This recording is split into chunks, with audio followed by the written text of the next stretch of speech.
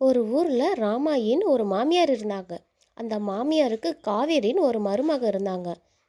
காவேரிக்கு நல்ல மனசு இருந்தாலும் ராமாயி எதிலும் குறை சொல்லும் பழக்கம் உண்டு. காலையில் சாப்பாடு செஞ்சால் உப்பு இல்லை, மதியம் சாப்பாடு செஞ்சால் காரம் இல்லை, மாலையில் சாப்பாடு செஞ்சால் இதே தான் செய்வியான்னு குறை சொல்லிக்கிட்டே இருப்பாங்க. ஒரு நாள் காவேரிக்கு உடம்பு சரியில்லை. ஆனாலும் சமைக்க கிளம்பினாள். ரசம் செய்யும் பொழுது உப்பு கொஞ்சம் அதிகமாகிவிட்டது. ராமாயி கோபமடைந்து காவேரியை திட்டினாள். காவேரியை திட்டிக் கொண்டிருக்கும் பொழுது நெஞ்சுவலி வந்துவிட்டது.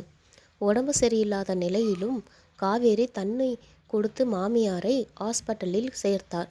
கண் விழித்து பார்த்த மாமியார் காலடியில் மருமகளை பார்த்தாள்.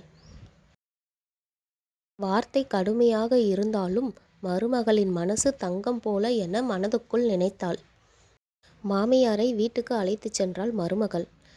மாமியார் வீட்டுக்கு சென்றதும் மருமகளை அழைத்து, என்னை மன்னித்து விடுமா என்று கேட்டார். இருவரும் சந்தோஷமாக வீட்டில் வாழ்ந்தனர்.